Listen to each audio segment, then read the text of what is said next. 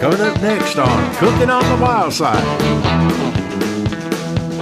The ingredients that you're going to need for this recipe are a half a pound of bacon sliced, 2 onions that are chopped up, about 5 cloves of garlic sliced, 2 pounds of venison cubed, a cup of flour, teaspoon of salt, teaspoon of pepper, teaspoon of garlic granules, half a pound of mushrooms, fresh mushrooms sliced, about 4 tablespoons of butter, about a cup of Burgundy plus about a half a more cup of Burgundy, a cup of water, tablespoon of rosemary, a bay leaf, 28-ounce can of diced tomatoes, and about 2 tablespoons of horseradish. We're going to start out with a couple of tablespoons of butter.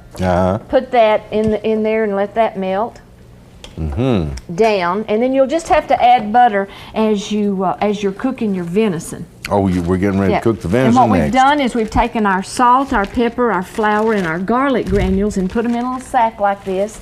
And then you want to just put a few cubes at the time. We're going to do put those in later. Oh, okay. When we start to add our liquids. You said garlic granules and right here. Oh, I see. I got you. You know the kind.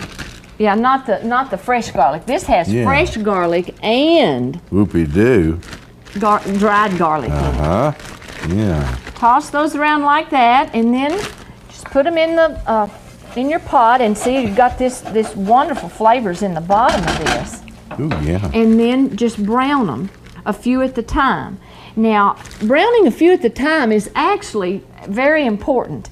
You get a whole different scenario if you put if I were to put all of this venison in here at one time. You want to dredge it with flour and then put them in there and put those pieces where they don't touch, and then you brown them a few at the time. If you put all that venison in here at one time, it steams the meat. It doesn't brown the meat, so you don't get that nice coating and that nice brown on it. That sounds reasonable. Yeah. I've done the same thing with quail and different kinds of meat. I learned that on one of those real cooking shows. Real cooking. So we're just gonna brown these a few at the time, then go to the next step. Okay.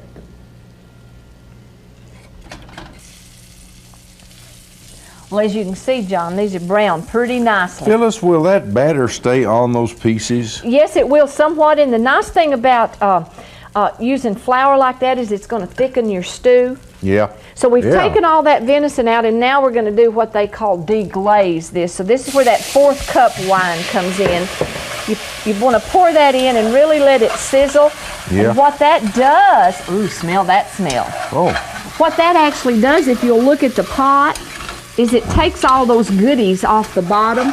Well, look at that. You know, well, that'd be a pretty good thing to do before you wash the pot. Absolutely. And you know, we used wine, but you don't have to use wine. You can use water or something else like that. Water will work too. Then we're going to pour all of this back in here. The whole works. Then we're going to add all those other ingredients. Oh, okay.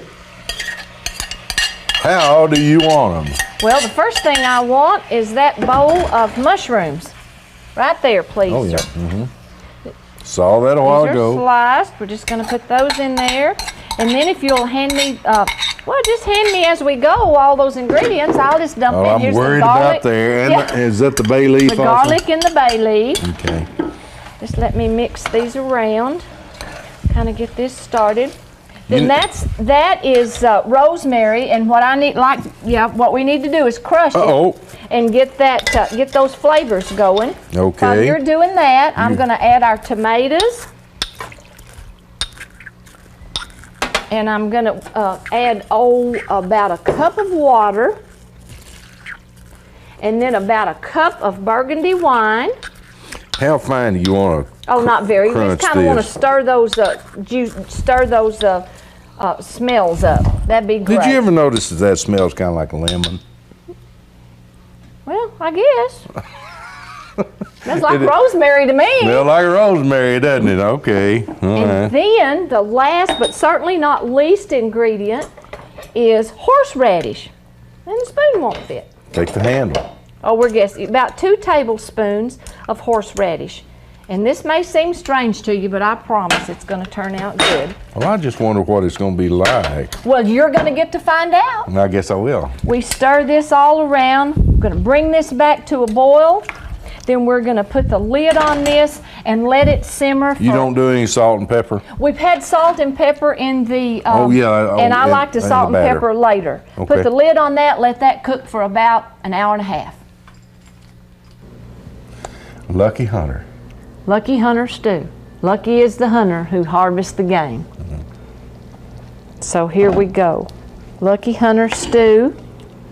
Ooh, See that? Ooh, you know, I don't like a lot of stuff in my stews. A lot of people put a lot of different vegetables, but if I'm going to do a stew, I like just, you know, a few little ingredients mainly like that. meat, huh? Yeah. So there's a spoon, there's a fork, and while you and a little dab of rice. taste, and a little dab of rice, you can serve this on rice or on noodles, either one, whichever one you like. I can hear every man in the state of Arkansas saying, Lucky Hunter, Lucky John. I've heard a few people say that. Oh, yeah. You better be nice, because there's a whole list of people that want your job. I'm going to be nice. Oh, boy, this is good. This may very well be He says that every time, doesn't he? the best thing you ever did. It's one of those recipes you can do at home, you can do on a campfire. It's a good way to use up little chunks of venison. And it's called? It's called The Lucky Hunter. the Lucky Hunter Stew. Try it.